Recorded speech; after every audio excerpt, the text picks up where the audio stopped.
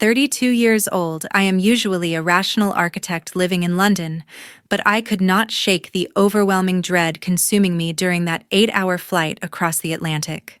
While I stared out at the pitch-black ocean, my phone was filled with cheerful messages from my sister claiming that everything at home was perfectly fine. The moment our plane touched down at Logan Airport amidst a blinding snowstorm, my phone buzzed with a frantic call from a nurse at the local hospital, instead of a family member. She told me my father was in critical condition and completely alone, which directly contradicted the relaxing vacation updates my sister had been feeding me for weeks. I abandoned my luggage at the terminal to rush straight to the emergency room, where I found my father looking like a ghost of the strong man I remembered. He was not resting peacefully at a resort like I was told, but was instead hooked up to machines fighting for every single breath. He mustered every ounce of his remaining strength to grip my hand with trembling fingers and pulled me close to whisper his final conscious words. He looked into my eyes with desperation and said, "You have to stop Jennifer before it is too late."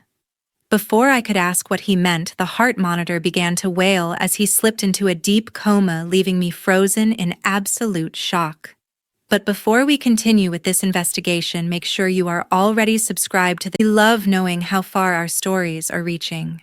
24 hours before receiving that devastating medical alert on my phone, I had boarded a plane with the innocent intention of surprising my father for his 68th birthday. Living across the ocean in London allowed me to build a successful career as an architect, which in turn enabled me to send significant amounts of money home every single month to ensure my father had a comfortable retirement. I had foolishly convinced myself that our family arrangement was working perfectly because Jennifer had promised me she was a changed woman after her messy divorce and struggle with gambling addiction. She had sworn with tears in her eyes that she wanted to dedicate her life to caring for our father as a way to redeem herself for past mistakes. I wanted so desperately to believe in her rehabilitation that I handed over full control of his care and finances without a second thought. I steered my rental car into the driveway of our childhood home in the suburbs of Boston, expecting to see the well-maintained garden my father loved, but I was greeted by a scene of utter neglect. The grass had grown so high it was bending over under its own weight, and the once pristine white fence was peeling and gray from lack of maintenance. My heart began to pound with a heavy rhythm of dread as I walked toward the front porch, which was covered in a layer of unswept dead leaves. The mailbox was overflowing to the point where colorful flyers and white envelopes were spilling out onto the muddy ground below. I gathered a handful of the mail and felt my stomach drop when I saw the bright red stamps on almost every single envelope screaming "Final Notice" or "Past Due" in bold letters. I used my emergency spare key to unlock the front door, praying that there was a logical explanation for this disarray. As soon as I stepped across the threshold, a blast of freezing air hit my face that was colder than the winter wind outside. The heating system had clearly been turned off for weeks, leaving the house with a damp and suffocating chill that seeped straight into my bones. Dust motes danced in the shafts of light cutting through the closed curtains, settling on furniture that looked like it hadn't been touched or cleaned in months. I walked into the kitchen hoping to find signs of life, but the refrigerator was completely empty, aside from a single expired carton of milk and a withered apple. My hands were shaking uncontrollably as I pulled out my phone to dial Jennifer's number, needing an immediate answer for why our family home looked like an abandoned ruin. She answered on the third ring with a voice that sounded frighteningly cheerful and relaxed, completely at odds with the freezing reality standing before me. "Hey, Hazel, what a surprise to hear from you so early in the day. I am actually busy right now because I am giving Dad his morning massage at the spa." I gripped the phone tighter and asked her calmly where exactly they were trying to keep the rising panic out of my voice. Jennifer lied with a smoothness that was terrifying, claiming they were at a luxury rehabilitation resort in Florida to treat his arthritis in the warm weather. She told me that Dad was currently sleeping peacefully in the other room after taking his medication, and that he was looking better than he had in years. I ended the call without exposing her lie because I needed to figure out where my father actually was before confronting her. Just as I stepped back out onto the porch to clear my head, a voice called out from the sidewalk. I turned to see my neighbor, Mrs. Higgins, staring at me with a look of profound confusion and pity on her wrinkled face. She walked up to the fence and asked me why I was here when the house had been empty for so long. Jennifer told me they are in Florida for a vacation, but the house looks like nobody has lived here in a month, I said, hoping Mrs. Higgins could provide a clue. Mrs. Higgins shook her head sadly and told me the truth that shattered my entire world in an instant. She revealed that there was no vacation and no Florida trip because she had watched the ambulance take my father away 2 weeks ago. She told me that Jennifer had packed her bags and driven off in her car just hours after the ambulance left, and nobody had seen her since. According to Mrs. Higgins, my father was currently lying alone at St. Mary's Hospital just a few miles away, without a single visitor since the day he was admitted. The realization that I had been funding Jennifer's freedom while my father suffered alone made me scream out in frustration inside my car. I slammed my foot on the gas pedal and sped away from the house, racing toward the hospital with tears blurring my vision as the timeline of events finally clicked into place. 15 minutes after fleeing the desolate emptiness of my childhood home, I found myself standing paralyzed beside a hospital bed that smelled faintly of despair and antiseptic. The man lying unconscious before me was a hollowed-out shell of his former self, with cheekbones protruding sharply against papery skin that looked as fragile as parchment. Jennifer had sent me glowing updates about his robust appetite and weight gain, but the reality was a skeletal figure who looked like he had not eaten a proper meal in months. I reached out to touch his arm, terrified that my fingers might snap his wrist because he had withered away to nothing but skin and bone under my sister's supposed care. The silence was broken by the sound of the door opening, revealing a woman in blue scrubs who froze in the doorway with a look of genuine shock on her face. This was my father's nurse, Betty, a woman whose weary eyes softened with confusion as she realized someone was actually visiting the occupant of room 304. She walked slowly toward the foot of the bed, while clutching a clipboard to her chest, looking at me as if I were a ghost that had materialized out of thin air. I am his daughter Hazel, and I just flew in from London because I had a terrible feeling something was wrong, I said, my voice trembling with a mixture of grief and rising anger. Betty let out a long breath that sounded like she had been holding it for weeks. Then she moved closer to check the monitors with practiced efficiency. She told me that she was relieved to finally see a family member who actually seemed to care about his well-being, which confused me greatly.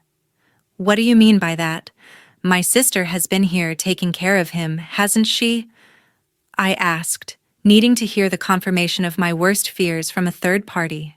Betty hesitated for a moment before opening the metal chart at the end of the bed, her expression hardening as she glanced at the notes. She revealed that the hospital file contained a specific note stating that the family had cut ties with the patient and that no updates should be given to anyone other than the primary contact.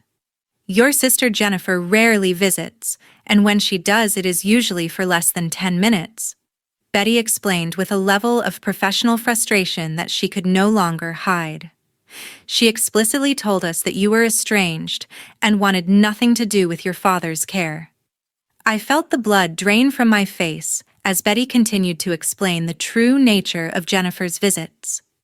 According to the nursing logs, Jennifer only appeared when she needed something from him, often bringing stacks of documents for him to sign. Betty described how Jennifer would guide his shaking hand across the pages even when he was groggy from medication or barely conscious. I tried to intervene once because he was clearly not in a state to understand what he was signing. Betty said, flipping to a page in the medical file that showed a timeline of his deterioration. She threatened to have me fired for interfering in private family matters. Betty then turned the chart toward me to show the undeniable physical evidence of the neglect my father had suffered before being admitted. The photographs in the file were horrific, documenting severe bed sores on his back and hips that only occur when a patient is left immobile for days without being turned or cleaned. "These ulcers take weeks to develop, Hazel," Betty said softly, pointing to the angry red marks in the photos. "He was also severely malnourished upon admission. We are feeding him intravenously now because his body had gone into starvation mode." Tears streamed down my face as I listened to the clinical description of the torture my father had endured, while I was thousands of miles away believing he was safe. I turned away from the gruesome photos and walked over to the small bedside locker to find something to wipe my eyes. I opened the narrow metal door expecting to find his comfortable pajamas or the warm robe I had sent him for Christmas. The locker was almost completely empty except for a plastic grocery bag stuffed in the bottom corner. I pulled it out and was immediately hit by the stale odor of mildew and old sweat rising from the contents. Inside were 2 pairs of threadbare sweatpants that I didn't recognize, and a stained t-shirt that looked like it had been pulled out of a dumpster. There were no clean socks, no underwear, and certainly none of the high-quality clothing I had purchased for him over the years.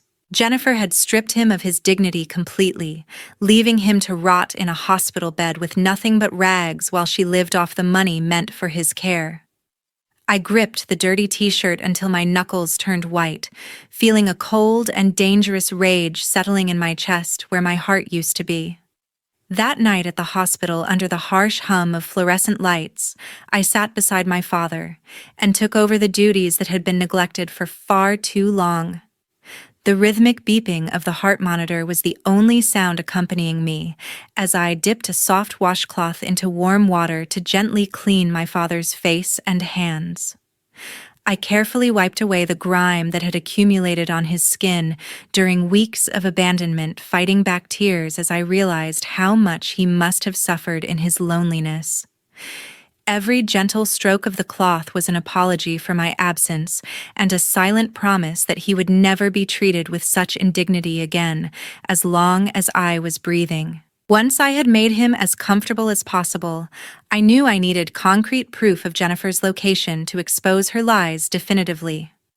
I pulled out my laptop and initiated a secure video call with my best friend Claire, who works as a high-level cybersecurity analyst back in London. I explained the situation briefly, and Claire immediately began typing furiously on her keyboard to trace my sister's digital footprint across various social media platforms. It did not take long for her to bypass the privacy settings and uncover a secondary Instagram account that Jennifer had created under a pseudonym to hide her activities from the family. Claire turned her screen around to show me a series of photographs that made my blood run cold with fury. The most recent post, uploaded just 20 minutes ago, showed Jennifer holding a glass of champagne on the deck of a luxury yacht in Miami. She was wearing a designer bikini and smiling broadly at the camera with the caption, "Living my best life," while our father lay wasting away in a hospital bed 1,000 miles north. I took screenshots of every single incriminating image, ensuring that the timestamps and location tags were clearly visible to serve as undeniable evidence of her abandonment. With the visual proof secured, I decided to set a trap that would force Jennifer to verbalize her deception on record. I took a deep breath to steady my shaking voice and pressed the record button on a secondary device before dialing Jennifer's number for the second time that day. The phone rang 4 times before she answered, and I could hear the distinct thumping bass of party music in the background before she managed to muffle it. "I am transferring $10,000 for the emergency surgery you mentioned in your texts earlier, but I need to know if you are with him right now because I am worried," I said, forcing a tone of desperate concern into my voice. Jennifer cleared her throat and lowered her voice to a whisper, clearly stepping into a quieter area of the yacht to maintain her charade.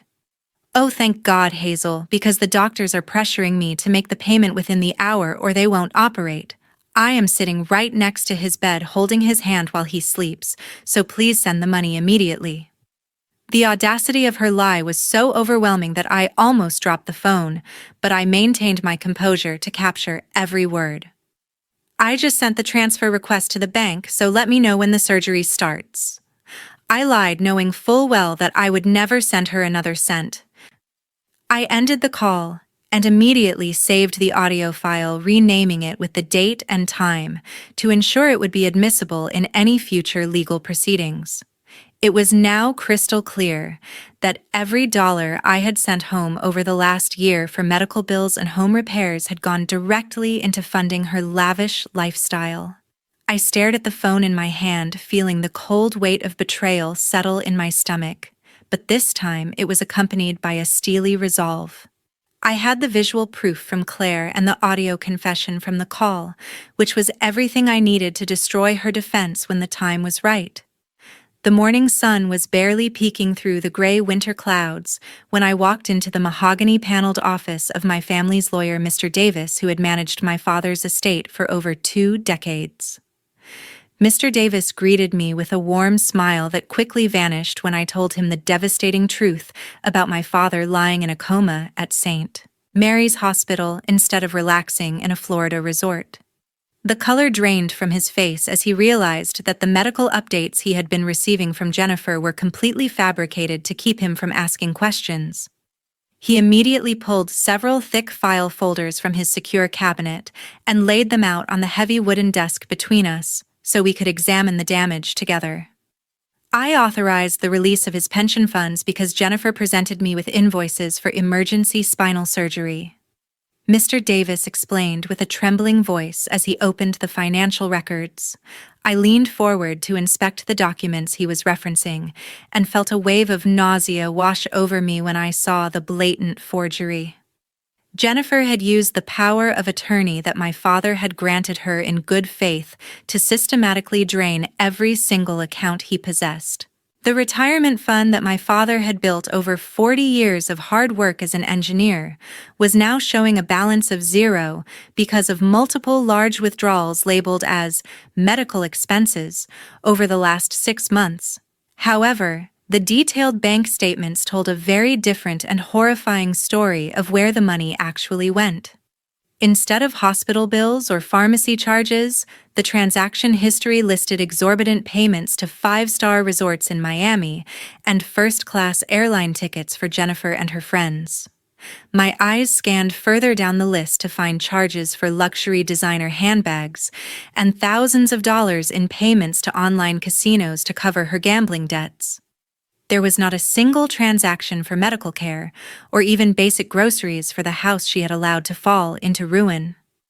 I asked Mr. Davis about the substantial monthly transfers I had been sending from London, hoping that at least my contributions had been saved. He shook his head sadly and showed me a standing order that Jennifer had set up the moment she gained access to the accounts. Every penny I sent for my father's care was automatically rerouted to a secret private account solely in Jennifer's name within hours of arriving. Mr. Davis then took a deep breath and pulled a final document from the bottom of the stack, looking at me with an expression of profound regret. Hazel, I am afraid the financial theft is not the worst part of this situation because I received a foreclosure notice from the bank yesterday morning. I stared at him in disbelief because I knew for a fact that my father had paid off his mortgage 15 years ago. How is that possible when my father owns the house outright? I asked, feeling the room spin around me. Jennifer took out a high-interest equity loan against the property value 3 months ago using her power of attorney, Mr. Davis replied, pushing the foreclosure notice across the desk toward me. She has not made a single payment on the interest, so the bank is moving to seize the property next week. My hands clenched into fists on the leather armrests of the chair as the full scope of her betrayal became clear. She had not only stolen his liquid assets, but had also jeopardized the roof over his head while he lay dying. I want you to draft an immediate emergency motion to freeze all assets connected to her name and block any further access to the estate. I stated with a cold determination that surprised even myself. We are going to file criminal charges for fraud and elder abuse before she spends another dime. 3 agonizing days after I began my covert investigation into the stolen funds, the atmosphere in room 304 shifted dramatically. The rhythmic beeping of the cardiac monitors, which had been the only soundtrack to my vigil, suddenly accelerated as my father began to stir from his coma. The doctors call this phenomenon terminal lucidity, a fleeting moment of clarity before the end, but to me it felt like a final miracle granted by the universe. His eyelids fluttered open, revealing eyes that were no longer clouded with confusion, but sharp with an urgent, desperate intelligence that pierced right through me. I leaned over the metal railing of the bed, gripping his hand tightly as he pulled off the oxygen mask with a surprising surge of strength. "Hazel, you must listen to me very carefully because I do not have much time left." My father whispered, his voice raspy and dry like autumn leaves scraping against pavement. "I am right here. Dad and I am not going anywhere until you are better." I replied, trying to mask the tremor in my voice, as I brought a cup of water to his cracked lips. He pushed the water away gently and pulled me closer until his forehead was touching mine, forcing me to focus entirely on his words. "There is a black safe hidden behind the seascape painting in my study at home," he wheezed, pausing to catch his breath between every few words. "The combination is your mother's birthday. August 12th. You have to open it before Jennifer finds out it exists." I hesitated to leave his side for even a second, but the sheer intensity in his gaze told me that this mission was more important than staying to hold his hand. I kissed his forehead one last time, promising to return within the hour, and sprinted out of the hospital to my car. The drive back to the house was a blur of gray slush and red taillights as I pushed the rental car to its absolute limit on the icy Boston roads. When I arrived at the empty house, I ran straight to his dusty office and pulled the heavy oil painting away from the wall, revealing the cold steel door of the hidden safe just as he had described. My fingers trembled as I spun the dial to the number 0812, hearing the heavy mechanical click of the tumblers falling into place. The heavy door swung open to reveal a stack of documents that my father had managed to hide from Jennifer's prying eyes during her reign of terror. On top of the pile was a leather-bound journal, and as I flipped through the pages, I felt bile rise in my throat, reading his shaky handwriting. He had documented every single instance of abuse, detailing how Jennifer would withhold food if he refused to sign checks, and how she had disconnected his bedroom phone to isolate him from the world. Underneath the journal, I found several sheets of legal paper covered in ink, where Jennifer had practiced forging his signature over and over again until it was perfect. But the most damning piece of evidence was a crisp new document at the bottom of the stack, a life insurance policy taken out just 3 months ago. The policy insured my father's life for $500,000, with Jennifer listed as the sole beneficiary in the event of his death. The horrifying realization hit me like a physical blow. She wasn't just stealing his money, she was actively waiting for him to die so she could cash in on the final payout. Just as I was shoving these incriminating documents into my bag, the silence of the study was shattered by the shrill ring of my cell phone. I pulled it out and saw Nurse Betty's name flashing on the screen, and my heart stopped beating for a terrifying second. I answered the call, my hand shaking so violently that I nearly dropped the device. "I am so sorry, Hazel." Betty sobbed on the other end of the line, her professional demeanor completely cracking under the weight of the moment. "He waited for you to leave. He didn't want you to see him go. Your father passed away peacefully just moments ago." The phone slipped from my fingers and clattered onto the hardwood floor as my legs gave out beneath me. I collapsed against the open safe, surrounded by the evidence of my sister's betrayal, and let out a scream of pure anguish that echoed through the empty house. But as the waves of grief washed over me, something inside my chest hardened into cold, unbreakable steel. I wiped the tears from my face and looked at the insurance policy one last time, swearing on my father's memory that Jennifer would pay for every single second of suffering she had caused. A week after my father took his last breath in that sterile hospital room, his funeral took place under a relentless downpour that turned the ancient Boston cemetery into a sea of mud and gray umbrellas. Relatives and old friends from the engineering firm gathered around the open grave with genuine sorrow etched on their faces, paying their respects to a man who had been generous to a fault. In stark contrast to the somber atmosphere, Jennifer arrived late in a black limousine wearing a brand-new Italian wool coat and oversized designer sunglasses that likely cost more than the entire funeral service. She wept theatrically throughout the priest's sermon, dabbing at her dry eyes with a silk handkerchief while leaning heavily on the arm of a distant cousin for support. Her performance was so convincing that if I hadn't read my father's journals myself, I might have believed she was actually grieving the loss of the man she had tormented. The moment the casket was lowered into the wet earth and the first shovel of dirt hit the wood with a hollow thud, Jennifer's demeanor shifted instantly from mourning daughter to ruthless heiress. She did not even wait for the guests to disperse before she marched over to where my family's lawyer, Mr. Davis, was standing respectfully by a tombstone. I watched from beneath my umbrella as she began gesturing wildly at him, her voice rising above the sound of the falling rain and drawing the shocked gazes of everyone remaining at the graveside. "Mr. Davis, we need to settle the estate matters immediately because I have a flight back to Miami to catch tonight," Jennifer announced loudly, oblivious to the gasps of horror from our aunts and uncles. "Read the will right now because everyone knows Dad left everything to me as his primary caregiver." I stepped forward from the crowd, clutching the heavy waterproof portfolio that contained the evidence I had spent the last agonizing week compiling. "You are not going anywhere, Jennifer, and you are certainly not getting a single penny from the man you murdered with your neglect," I said, my voice cutting through the rain with icy precision. Jennifer whirled around to face me, her face twisting into a sneer of pure, ugly entitlement. "How dare you speak to me like that in front of our family? Hazel, I was the one who was here every day while you were playing architect in London." "You were here," I countered, opening the portfolio and hurling the contents directly at her chest. "Is that why Dad's journal details how you disconnected his phone and withheld his pain medication when he refused to sign checks?"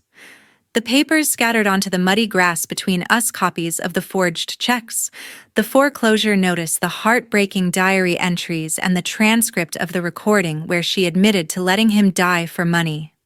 "And here is the bank statement showing you spent his surgery money on that coat you are wearing right now," I shouted, pointing a trembling finger at her. "Read it, Jennifer, read, where he wrote that he was hungry and you told him it was too expensive to buy groceries." Jennifer scrambled to pick up the wet papers, her face draining of color, as she realized that her secret cruelty had been documented in my father's own handwriting.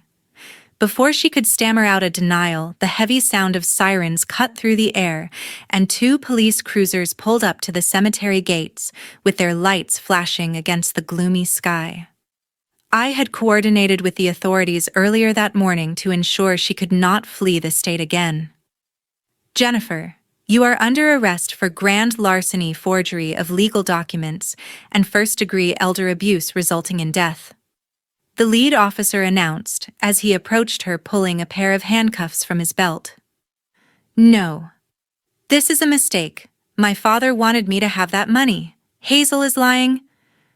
Jennifer screamed hysterically as the cold metal cuffs clicked around her wrists. She thrashed against the officers, kicking mud onto her expensive clothes and looking wildly around at the family for support, but she found only walls of stony silence and looks of absolute disgust.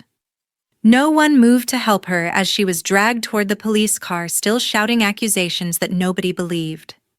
The subsequent trial was a swift and brutal dismantling of her character, as the mountain of evidence I had gathered left her defense attorney with absolutely no ground to stand on. The jury needed less than an hour to return a guilty verdict on all counts, after hearing the audio recording of her refusing to pay for his life-saving surgery. Standing before the judge in a prison jumpsuit that replaced her designer wardrobe, Jennifer was sentenced to 12 years in a federal penitentiary without the possibility of parole. The judge also ordered complete restitution, seizing every asset she had hidden to repay the estate she had plundered. As the bailiffs led her away to begin her sentence, I finally felt the heavy weight in my chest begin to lift, knowing that the monster who had preyed on my father's kindness was finally locked away, where she could never hurt anyone else again. 6 months after the chaotic storm of the trial had finally settled into a quiet calm, I stood on the sidewalk looking up at the house that had been the center of so much pain. The overgrown grass and peeling paint that had greeted me on that horrific winter day were gone, replaced by a pristine lawn and a warm, inviting coat of fresh cream-colored paint. I had spent a small fortune paying off the high-interest loans Jennifer had taken out against the property, but saving my father's legacy from the bank's foreclosure auction was worth every single penny. The house no longer looked like a monument to neglect and abandonment.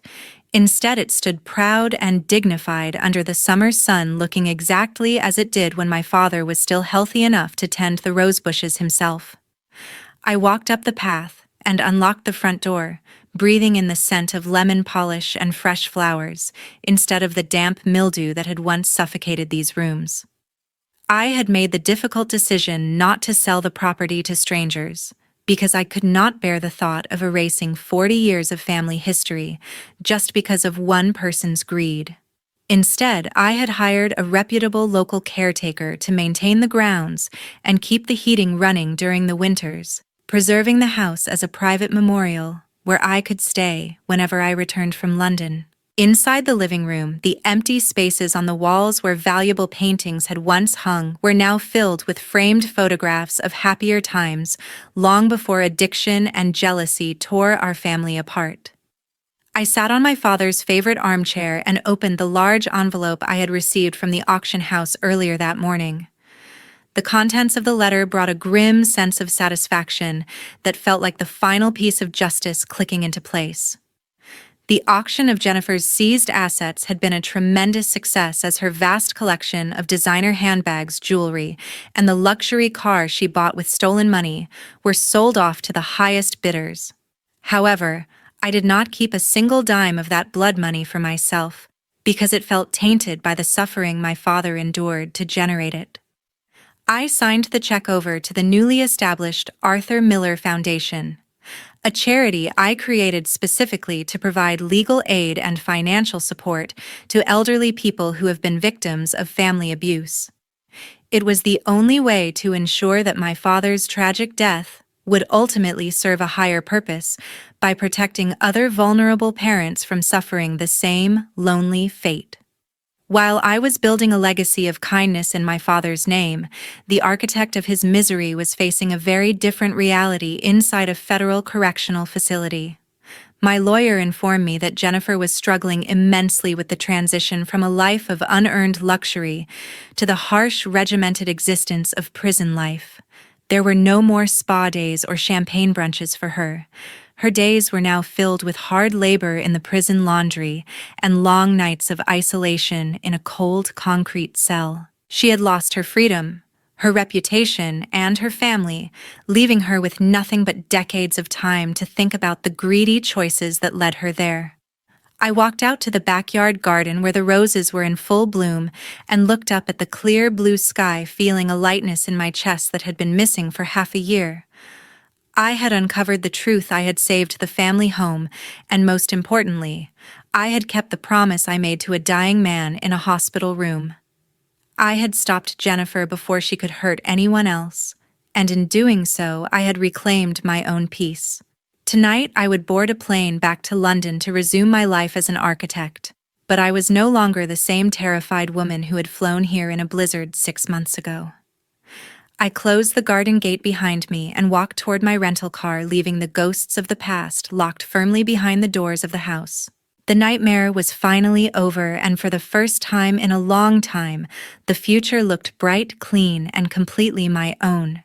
Before we close the book on Hazel's heartbreaking but triumphant journey today, I want to take a moment to reflect on the deeper meaning behind this story, because it is something that could happen to any of us.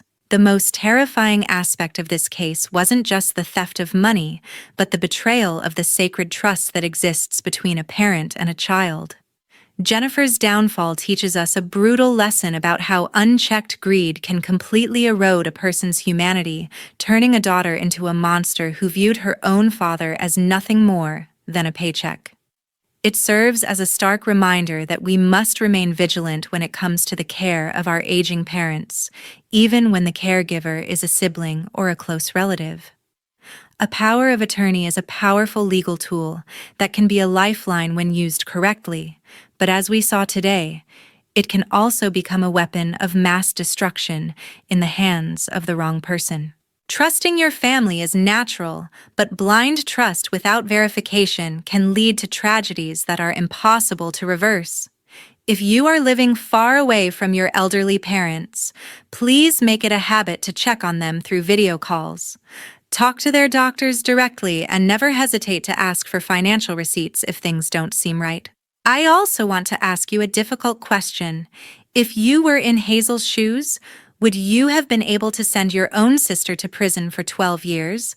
Or would you have tried to settle the matter privately to avoid a public scandal? Please share your thoughts and personal experiences in the comments below, because your story might help someone else spot the red flags before it is too late. Thank you so much for watching until the very end, and if you found value in this story, please hit that like button and share it with your friends. Stay safe, look out